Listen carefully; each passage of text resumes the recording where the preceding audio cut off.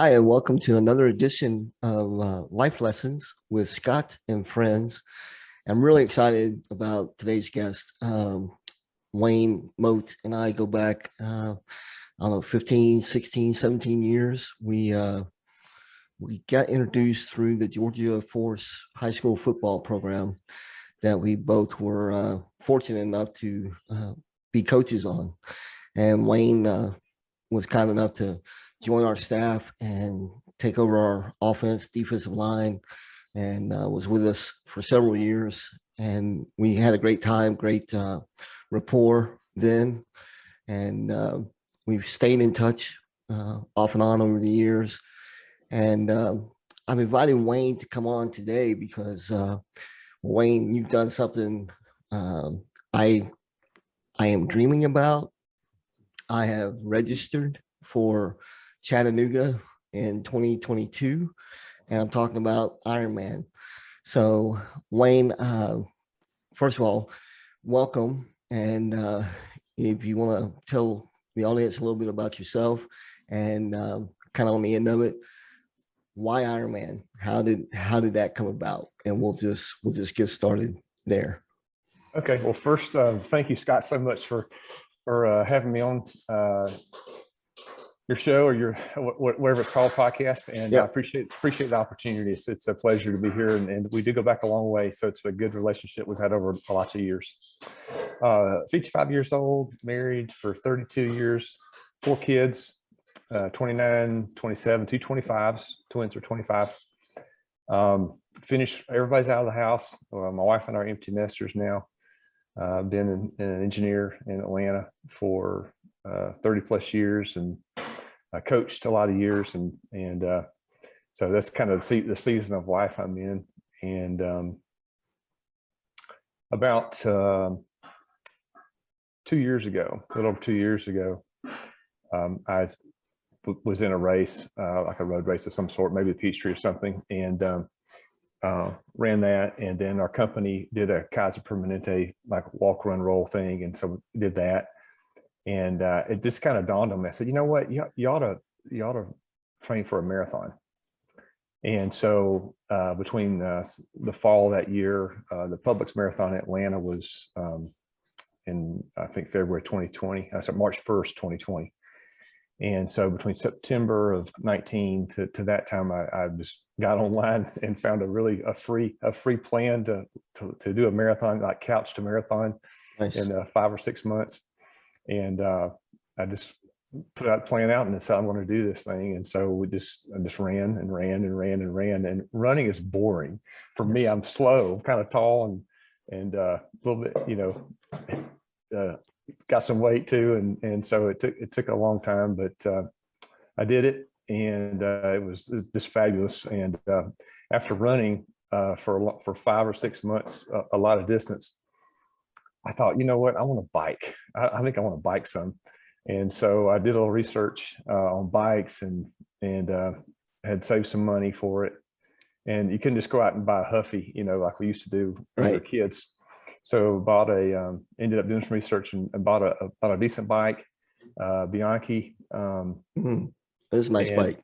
Yeah, I like it. And the funny thing was that the research I did, I thought I knew the one I wanted. I went in all thinking I was all that, knowing what I'd done. Got in there and I rode it, and they said, you look like a bear on a bicycle in a circus. Right. I'm like, okay. So tried out some different ones, got the right bike, got a good fit, which is important.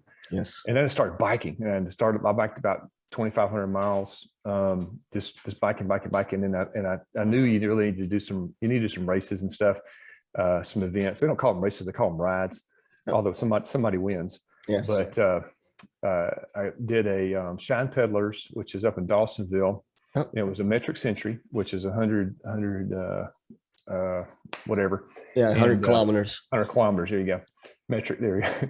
And then there's a ride called Six Gap, and I was thinking, okay, let's just try that too. It had like 11,000 feet of gain on it, and I thought, I talked to my cousin who rides a lot, and he goes, "That's like a marathon for biking. You might want to rethink that." And so they offer something called Three Gap, which is a little over half of the Six Gap.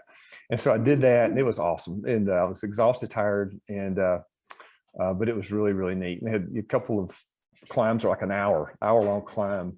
And so you just take your time, get in the granny gear, and you just go. And then the downhill is awesome. You know, you're going like 30 miles an hour for 5 miles, and it's awesome. So I biked a lot.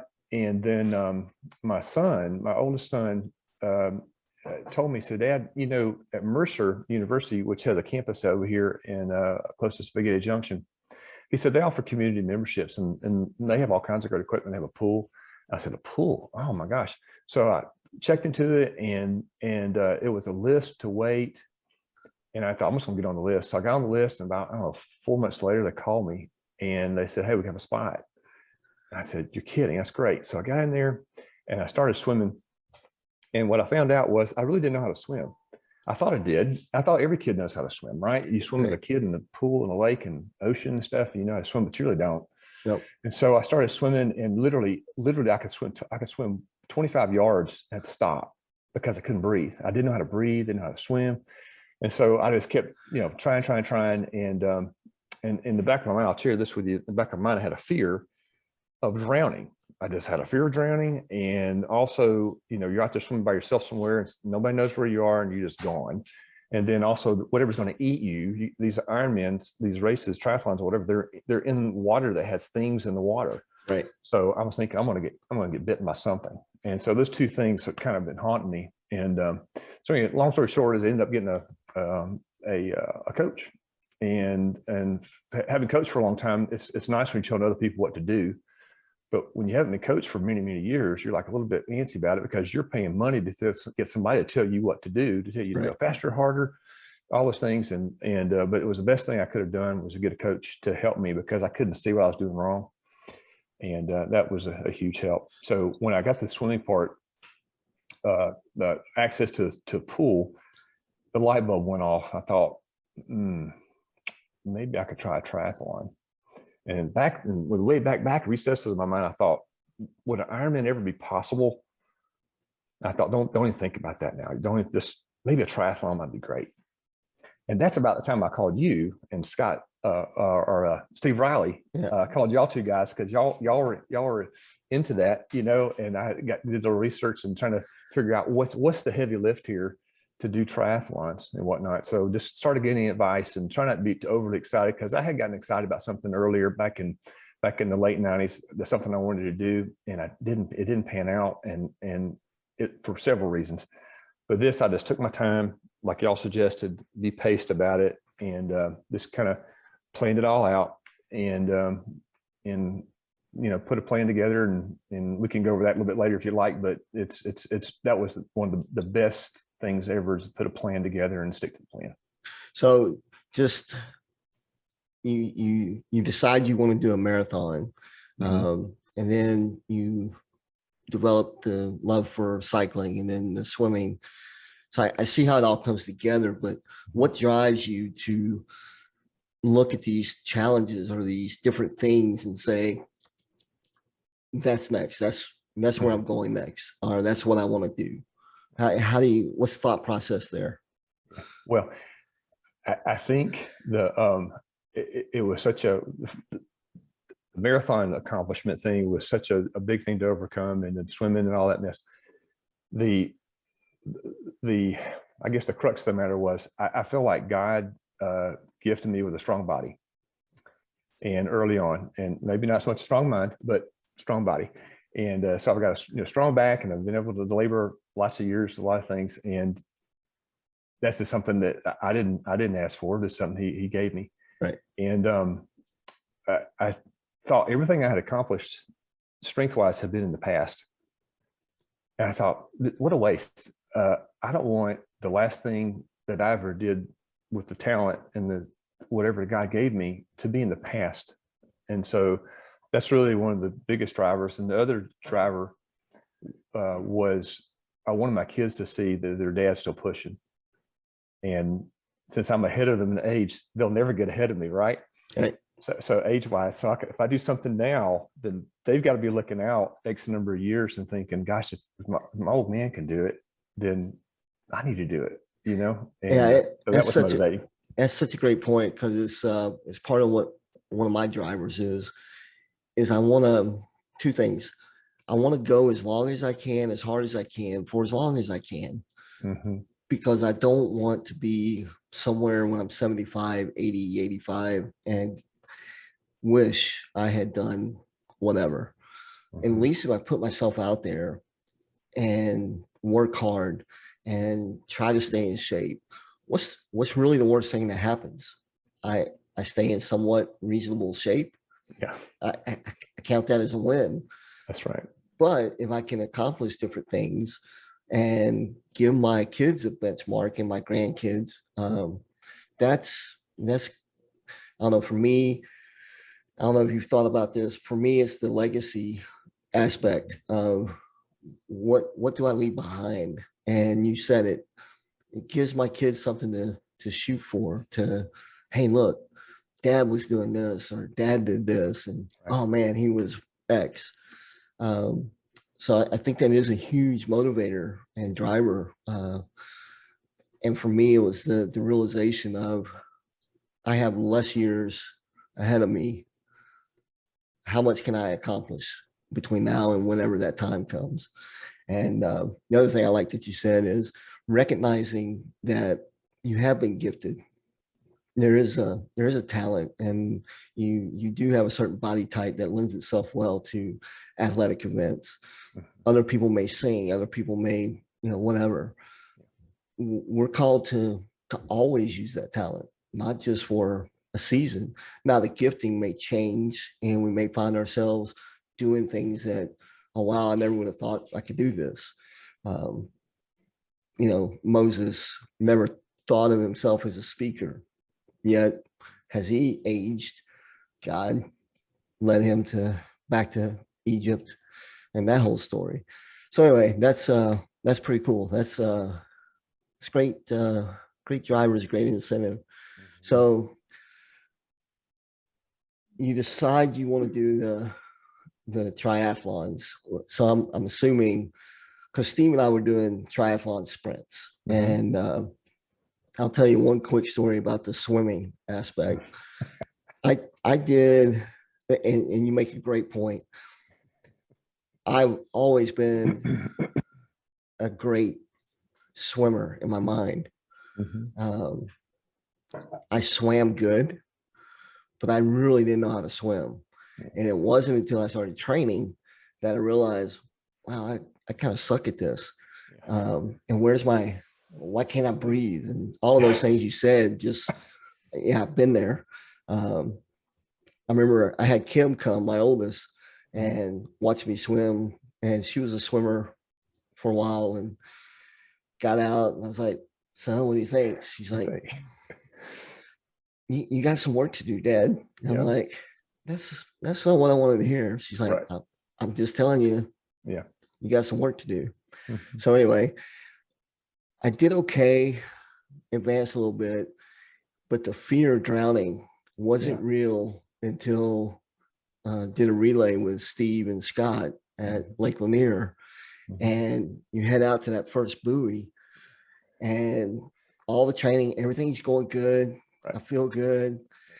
But as you get to that buoy, it closes in because everybody's trying to make that turn around the first thing. Right. Mm-hmm. Next thing you know, there's an elbow in my head. Yeah. I get hit from the side. I go under, I swallow water, and I'm trying to make my way around the corner. All my training's gone. All my breathing's gone. And now the realization of I could die right here. Right. And then anxiety and all that. So it really was a real thing. It took over for a good couple of minutes that I just struggled. And all I could think of was getting to the next kayak where the person who could save my life, which were a bunch of 15 to 17-year-olds who couldn't lift me out of the water. Right. But that was what kept me going. So yeah, that's a very real motivator to stay alive. Mm-hmm. So as you approach that, the triathlon sprints, I'm assuming, is what you did first. And then how did that go from there? So I did 5 races. I did Gainesville has a twilight triathlon, which is basically an hour-long event, hour and 20 minutes, I guess.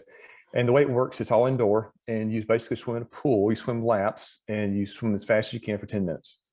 And then you hop out, and they give you 10 minutes to do transition. And they don't want people breaking their necks like in the building and stuff. Right. So you transition over to bike, you bike for 30 minutes. And what they do is they look at your wattage. Okay. And then you can do transition to the run, which is really easy. And then you go do a treadmill for, I guess, 20 minutes.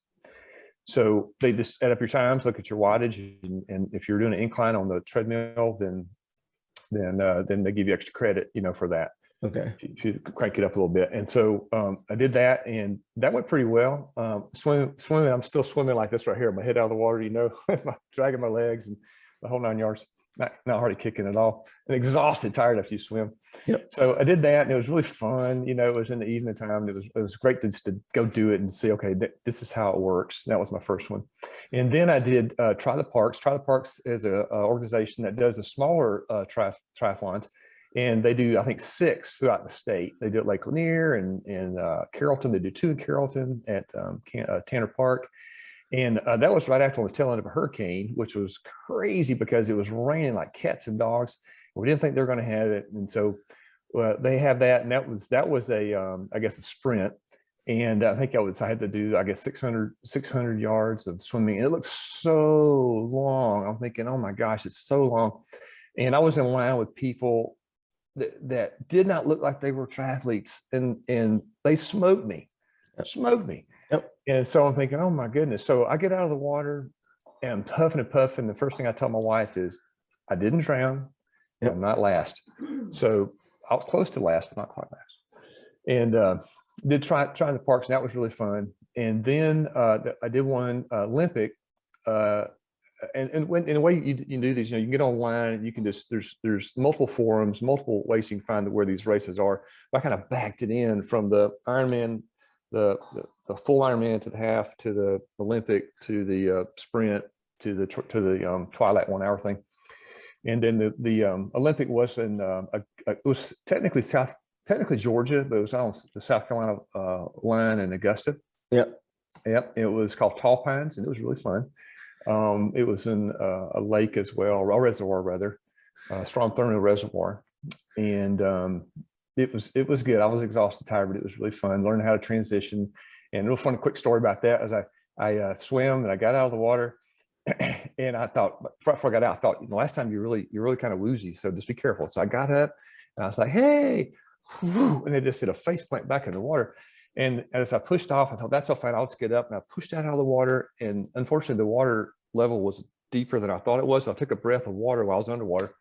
And I got out and I was choking. They don't help you, right? They don't help you. They just, you got to do your own thing. So I get out, and people are kind of like sympathy laughing and stuff, yeah. He's okay. He's not going to drink, whatever. And thankfully I didn't drown and didn't get eaten. Wasn't last, close to last, but still intact.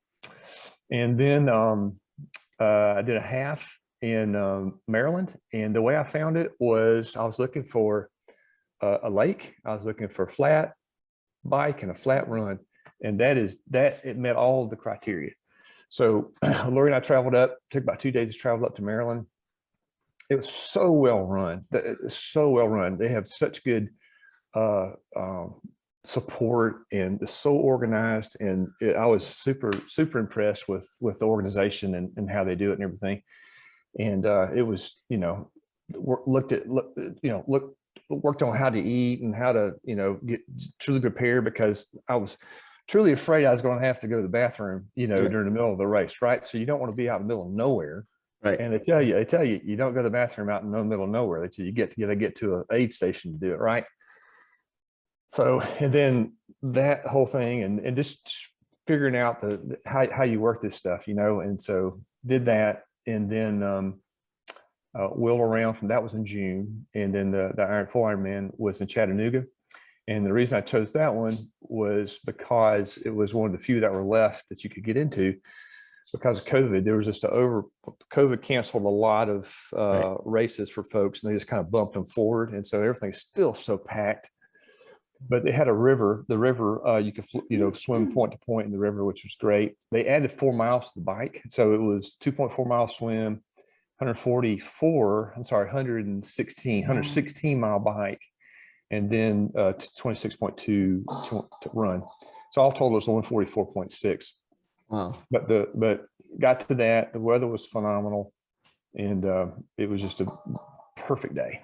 Yeah. Perfect day. Yeah. So that was recently, right? That was like a month Yep, 2 ago. weeks. 2 weeks ago. 2 weeks ago. 2 weeks ago. I remember Yep. seeing your wife posted the pictures, Yeah. and I just remember looking at my screen here and just being like, "Wow, that's amazing!" And That's the guy who talked to me a year and a half ago about even thinking about this, right? So it's good advice. and that's the one thing I want to share with people is I don't care where you are. Yeah. You started a year and a half ago with this idea of just doing triathlons. Somewhere in there, you realize Ironman's a real possibility. Yeah. But it's not like it took you 40 years. It's not like you had to train for 10 years to do this. It's been a year and a half, but what does come through is if you commit, if you are disciplined, if you're willing to put yourself out there, no matter how old you are, we can accomplish great things. And that's what I was in awe of, is that I knew that we had talked a year and a half ago, whenever that was, and we had started just having a conversation. Well, hey, here's the kind of things you want to look for, and just show up and do it. I remember I did tell you same thing I told Steve. I'm like, just do it. Just put yourself in it. Yep. Don't set unreal expectations on yourself, and enjoy it. The one thing you were talking, I'm reminded of, even today, especially, is when there's always a point where humility is very present. But any humility experienced during the course of training or the race itself, when you finish, it trumps everything.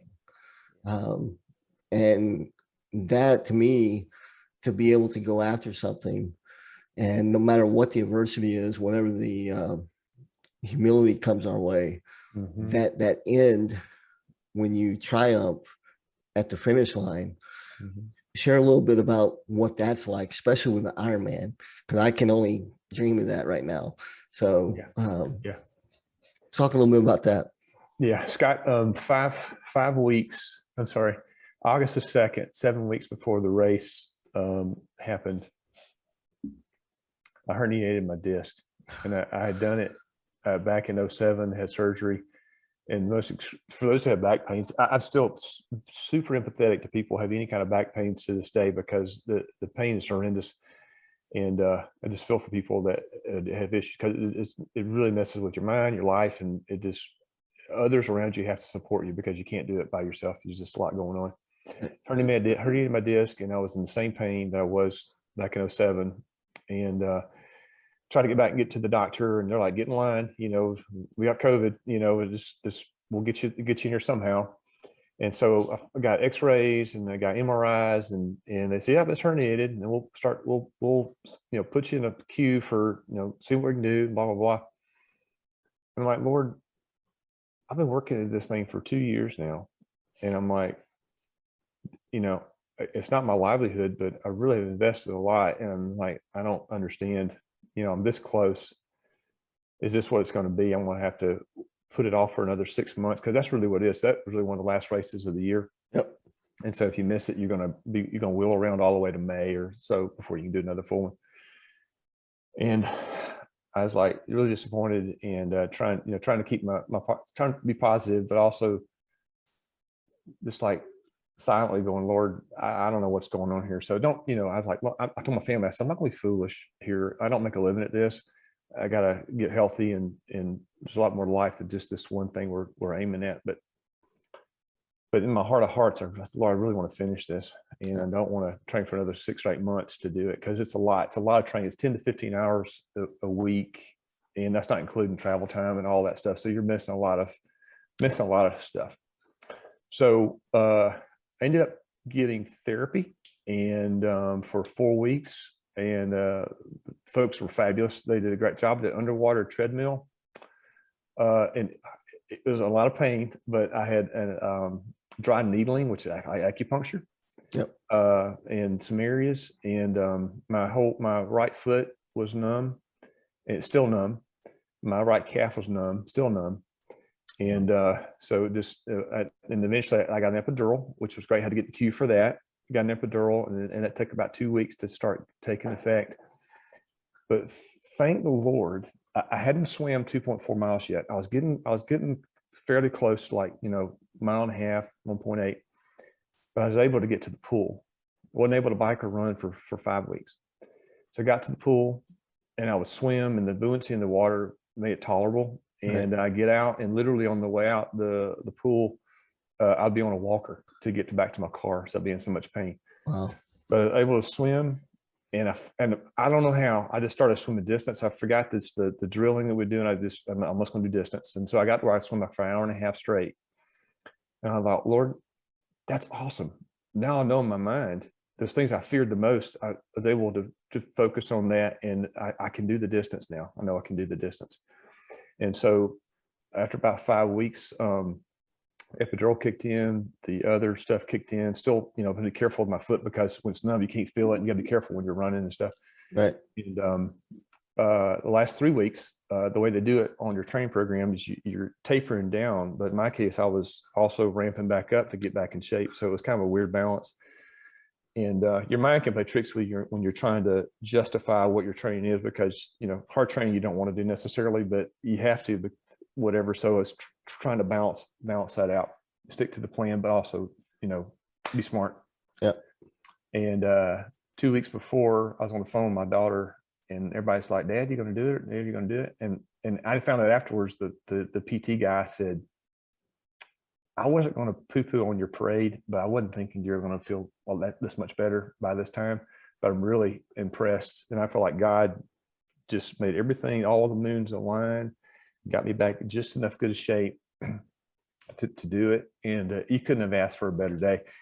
We got there, and I just, tried to eat like I was supposed to eat. I went and rode the course, did as much as I could that wasn't the physical part of it. Right. Just with my eyes running the course in my mind, what I was going to do, those kind of things. And I knew the swim would go well, and it was fabulous. It was so good. And I even passed a couple of people, which was great.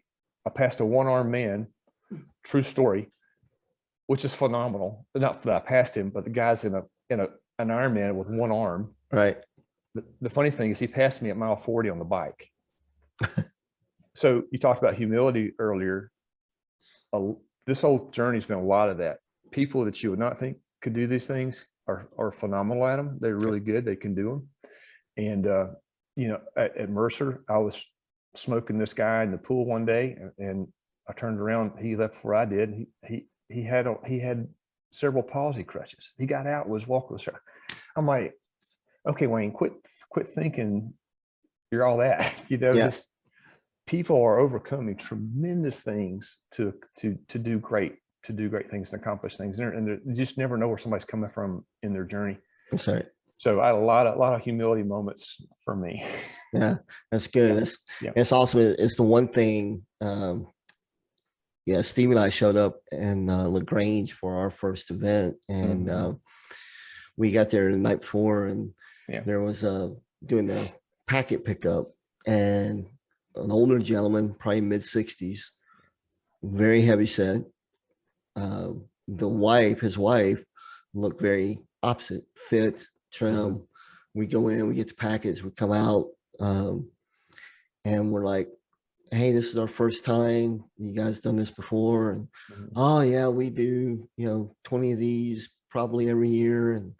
And I'm thinking her. And I was like, so how did you get into it? And she looked at me, kind of tilted her head. She's like, oh, honey, it's not me, it's him. Yeah. And then in that moment, it's like, just that reminder of, you can't judge a book by its cover. That's right. And then it was reinforced the next day when he smokes us, just cruising by. Right. And then I see him running. He was actually coming in on his run as I was heading out. And he's just, and I'm like, how? but you realize these people put in time, they put in the effort. Um, and it is the one thing I do like about the triathlon community and cycling as well, is there, and I'd be curious to know if you found this in Chattanooga, was my experience has always been people are so willing to help. People are so willing to encourage and help you as much as they can. But in the back of their mind, it's still a competition, but the competition is primarily with ourselves. Yeah. And I think it's a great parallel to our life of, we're on this journey. We're called to do certain things and act certain ways, and that God calls us to. And for each of us, it's our own journey, but we're also called to do this journey with others. And as much as we can help and support, we need to be ready to do that as well. So I think it's fascinating. So what was the experience like with the other athletes there in Chattanooga? The same. There was an accident. For example, there's an accident that happened where, or this is going to sound kind of morbid, but there's a lady who fell and broke her eye socket and actually ripped part of her nose off. She's fine, but people were stopped. Bikers were stopped to help her, and they were like, "This is bigger. This is more important." It wasn't about the race. It was about making the prioritization. And I couldn't, in my mind, I was sort of kind of back as I was thinking, man, I'm sure I'm glad I didn't get here when she fell down, because I would have, I'm on the time, whatever. I'm thinking, right. You gave her, man, this is huge. This is somebody who's, just put things in the right order. The community was really good. People willing to help and talk and share, and just to give you one of my first rides when I started biking was out at Arabia Mountain.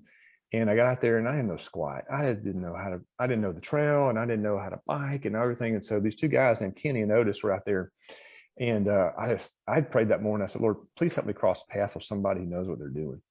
And so I got out there early, and those guys were out there, and we just started chatting it up, and turned out they were Christians, and they were just out for a ride that morning, and they took me under their wing, still friends to this day, a year and a half later, and showed me the ropes and stuff, a lot of stuff, and we still keep up and whatnot. So this, God's put people in your path and whatnot. If I can, let me go back and answer your other question, which I kind of got off on a tangent. I apologize. But talked about the actually crossing the finish line stuff. So the swim went great. Got out, ran to my bike. The bike was awesome.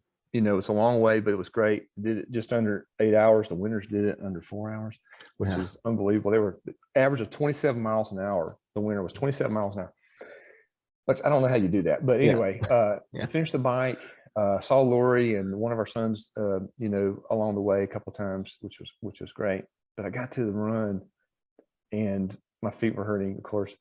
But I got to the run. I had 7 hours. I had 7 hours to finish it. So I was like, Lord, oh my gosh, this is exactly what I was thinking I needed to do. And I thought, I can walk this. And so I just started out walking. I ran a little bit and walked a lot, and I got finished 15 minutes under the limit. And the funny thing was that Lori thought that my start time was 8, and it was like 8:30 or something. And so she's sitting there at the end and thinking, he's not gonna make it. He's not gonna make it. And then my chip went bad at mile 23, so she had no clue where I was. So because they can track you on an app where you are and stuff. And and so anyway, so it was a super change of a swing of emotions, that she's like, oh my gosh, he is going to make it, which was great. So that's good. It was that coming across the finish line. It's just a thrill. You're just so excited, and so it's 12:30 at night, and the atmosphere is awesome. It's just it's a really fun thing to be part of. That's awesome. Yeah. So the other thing that knowing you all these years, how awesome is it to have that support from others? I added it up. Lori and I missed about 200 dinners together, and that was a sacrifice, which I'm equating to support, right? Support every night, how'd it go? How'd your swim go? How'd your ride go? You know, I was worried about you being out that it's dark now. You know, you got lights on your bike, you know, this curious about what's going on. And you know, over the 2-year time, you know, we were different places we were traveling or doing different things like that. And she's all into, you know, how are you going to take your bike with you? What are you going to do? You're going to be able to run. I checked the hotel and they have a fitness center. You know, that kind of support, just you can't replace it. And on that topic, years ago, one of the things I've mentioned earlier, one of the things I had attempted back in the 90s that didn't pan out, I got great advice from a coach at Georgia Tech, and I'll share this with you. And I think it applies, and I think that's one of this Ironman checked all the boxes. The thing I tried back in the 90s did not. And but there were 4 things he told me. He says, you've got to have the desire and the talent and the skill to I know that's 3. The first point was desire, the talent, and skill to do whatever we're wanting to do. So you got to have a burning desire to accomplish it. You got to have some God-given ability, right? And you've also got to work at it yourself.